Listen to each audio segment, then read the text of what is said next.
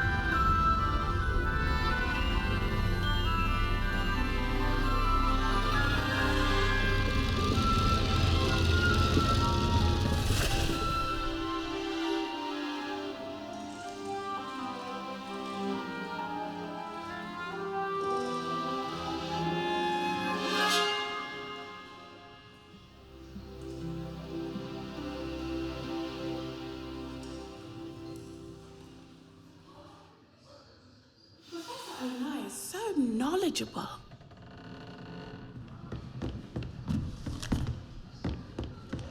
I hope those assignments I've completed all of my tasks, Professor Onai. Very well done.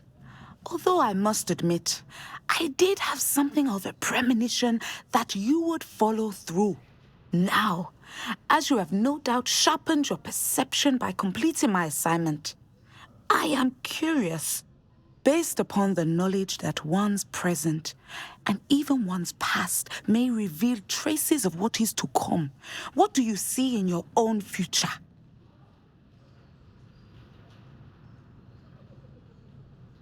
There will be hardship, I'm sure of it. But I see triumph in the end. A measured perception. Very wise. Nothing worthwhile is ever easy, and that is why such futures are worth striving for. But this talk of tomorrow should not divert us from your present success. I shall inform our good deputy headmistress of your exemplary performance. And if that performance is any omen of what your future may hold, then I, for one, see great things. Channel your magic towards your targets.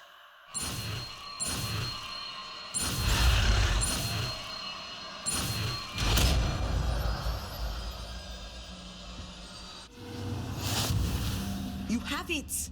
Now, why not practice the new spell on the king?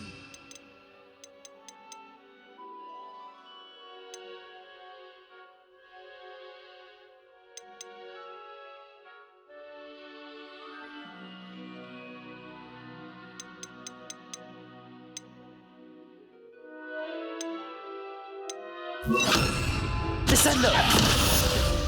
I think you have it.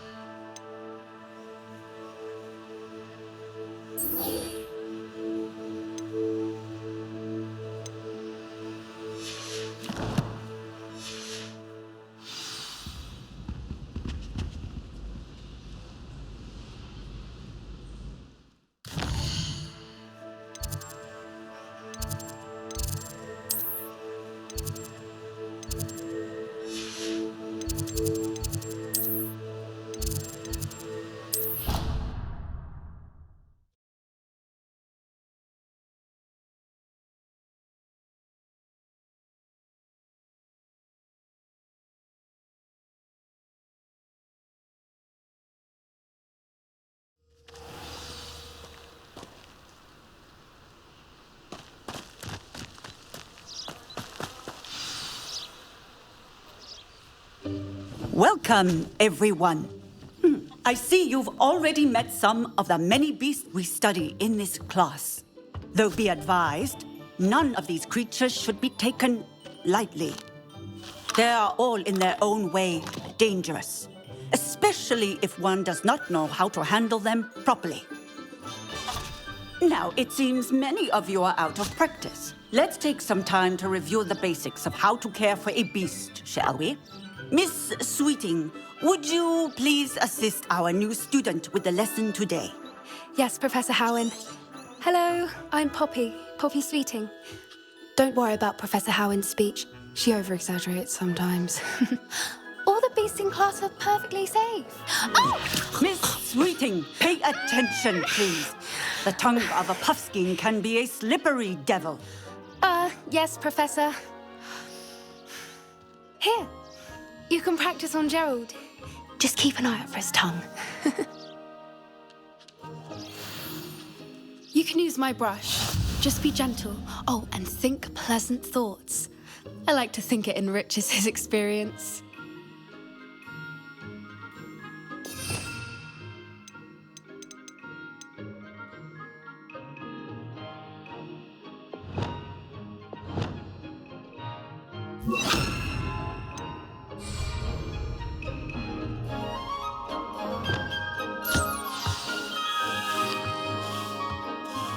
That's lovely. I'm sure he feels much better. I think he might be hungry. Would you mind giving him some beast feed?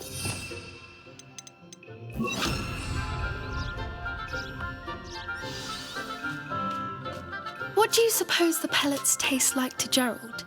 Pudding, I like to think. I think we can safely say that Gerald likes you. That's good news. He seems very nice. He is.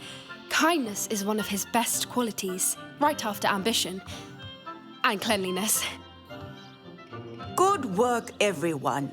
Now, let's make our way to the pens and select another beast. And please, do be careful as you feed and groom them. Miss Sweeting, why don't you show our new student to the Neasels in the farthest pen? This way. The Neasels are over here.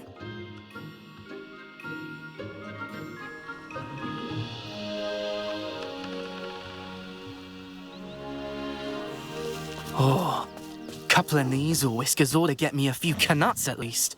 Enough to buy something from Honeydukes.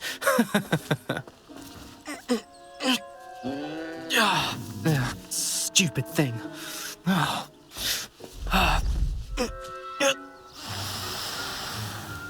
What in Merlin's name are you doing?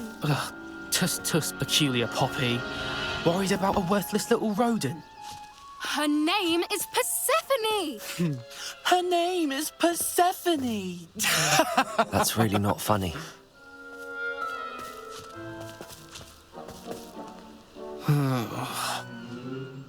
Let's go.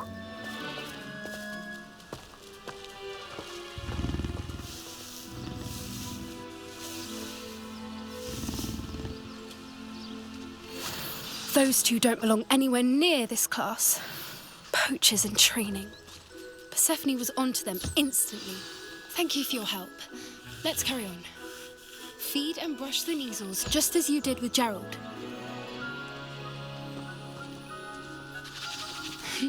The Neasels really took to you. They know a good egg when they see one. As do I. It appears our time has come to an end. Please close the pens and see yourselves out. Now, where is our new student? Ah, there you are. I would like a moment, please.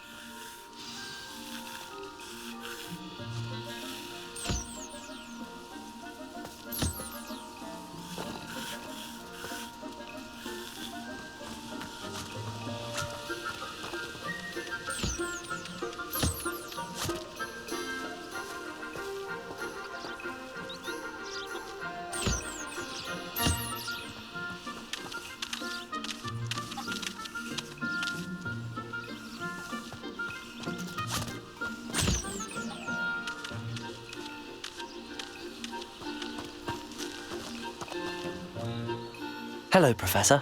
You wanted to speak with me? I did. How did you find your first beasts lesson?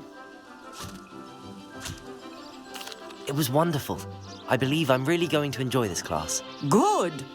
You seem to understand that when beasts are properly controlled, they can play a vital role in our lives.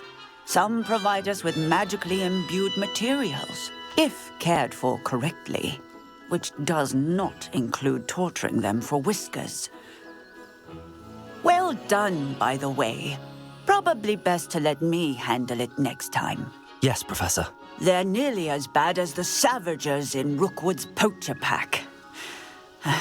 Sadly, we're the ones who suffer, stumbling over dead beasts.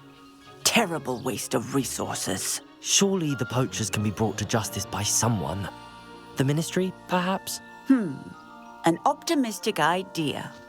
Now, why don't we focus on more immediate matters that we can control? Professor Weasley has asked that I prepare some assignments designed to help you catch up to the other fifth years. Be on the lookout for my owl. Meanwhile, I also encourage you to study as many beasts as you can on your own time. Hey, over here. Come on.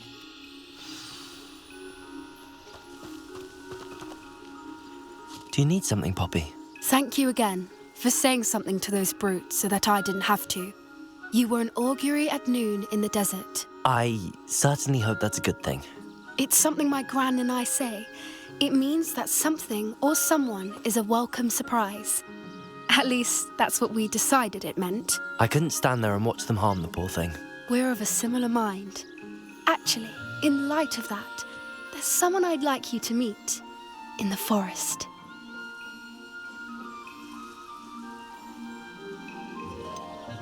I'm not sure. What's this all about? You'll see. I promise you have nothing to fear.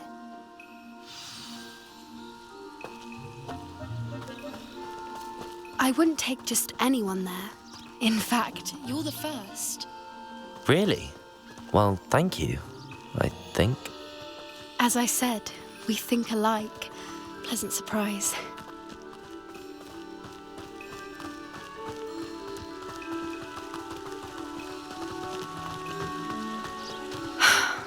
Quite the weather we're having, don't you think? Where are you taking me? It really is much better if I just show you.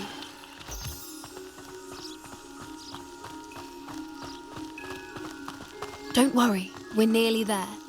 It's just ahead.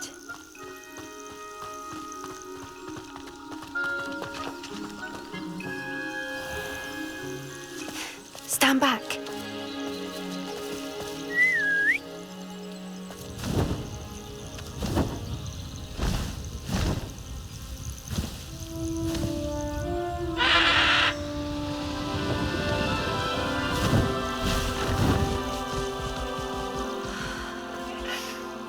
Please meet Highwing. Isn't she just magnificent? Go on, introduce yourself to her. But be careful. You must always show hippogriffs the proper courtesy before you approach them.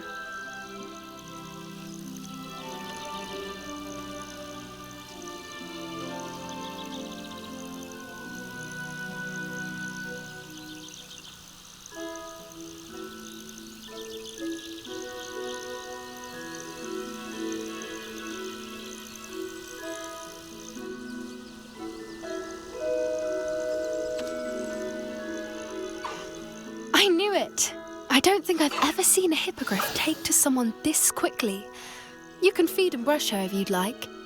I come and check on her every once in a while. Bring her pasties, tell her what's going on in the castle. You wouldn't know from looking at her, but she's a dreadful busybody.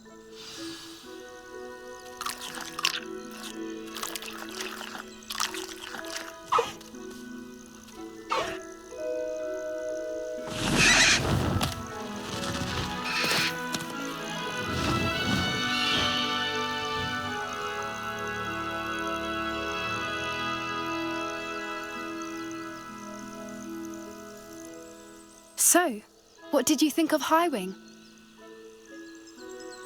I thought she was brilliant. Can't believe you introduced me to her.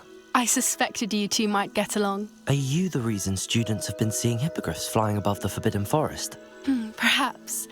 Did you know that once you earn a hippogriff's trust, they'll always be there for you? I've seen it firsthand with her. How exactly did you and Highwing cross paths?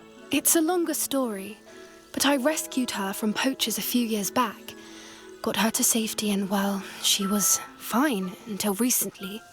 You may have noticed that poachers are something of a problem in the area, so I worry they could get her again. And I might not be there next time. Professor Howin mentioned the poachers as well. She seemed to imply that we couldn't rely on the Ministry to help. I don't often agree with Professor Howin, but on that, I fear she's right. The poachers' influence is growing. I see them every day in the village, lingering, talking to people. They're up to something. I'm just not sure what.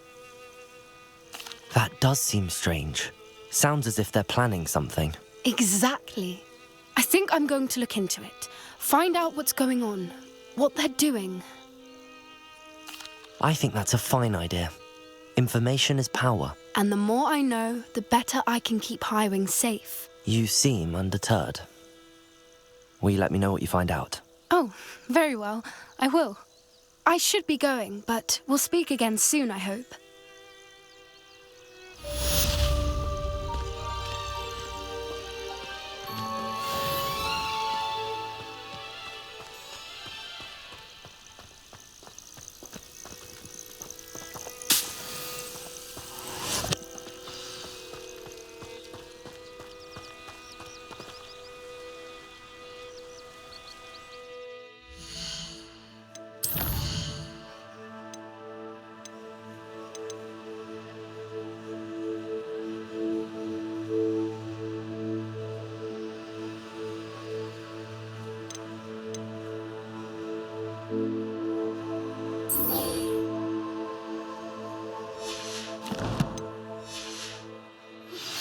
Hello, friend. I wonder if you might stop by the Three Broomsticks when you can. I would like your help with something.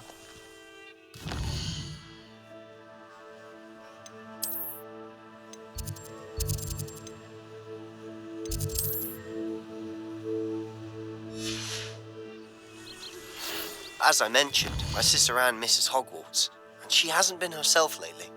I'd like to take you up on your promise to visit her with me. I'm heading to Feldcroft soon, so I'll look forward to seeing you there. It's just south of Hogwarts. By the way, hope you're faring well with the blasting curse. It's still one of my favorites.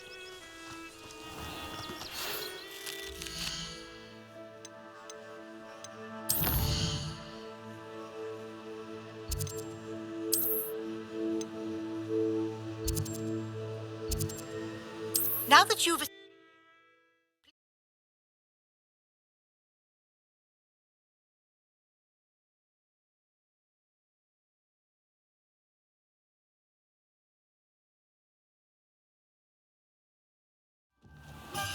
I've not heard from my Uncle Roland in quite some time.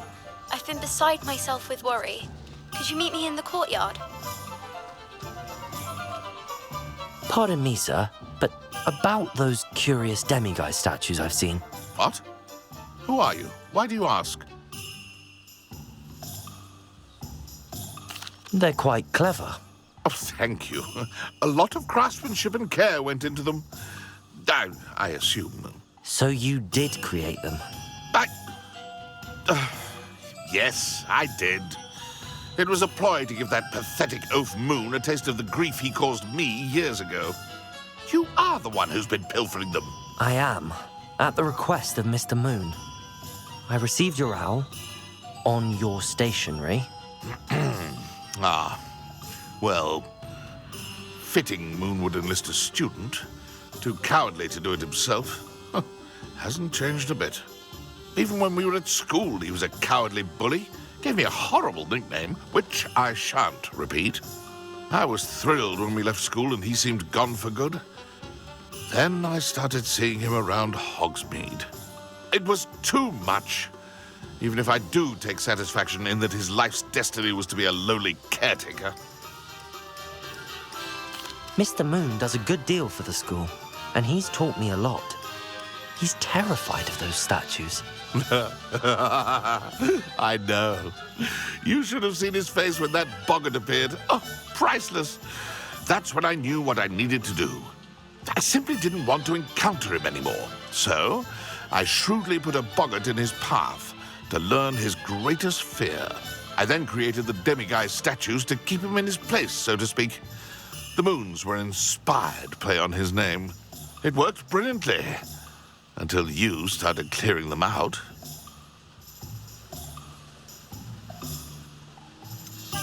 The statues are a form of bullying. You're no better than him. Perhaps it's time you both moved on. Fair point, I suppose. If they've terrified him, as you say, he may have learned his lesson.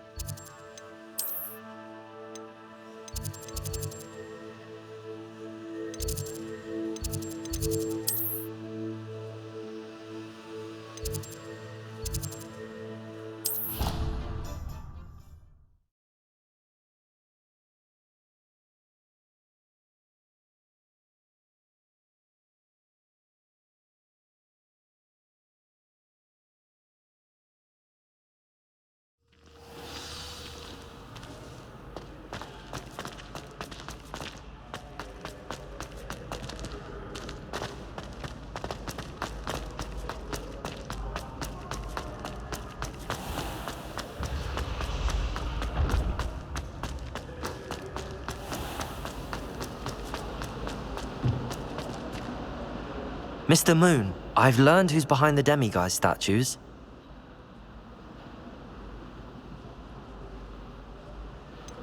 It was an old schoolmate of yours, Piers Pemberton. Oh, I might have known. Pigtails Piers. I don't think he likes being called that. Of course he does. Oh, he had such flowing locks, and we used to laugh about them. I laughed the hardest of all. Clever, clever man. I'd no idea he was so devious. I must go and congratulate him. Whatever statues remain seem less terrifying now that I know they were put out by old pigtails. Continue collecting them if you like. As for me, I'm gonna go and pay a visit to my old friend.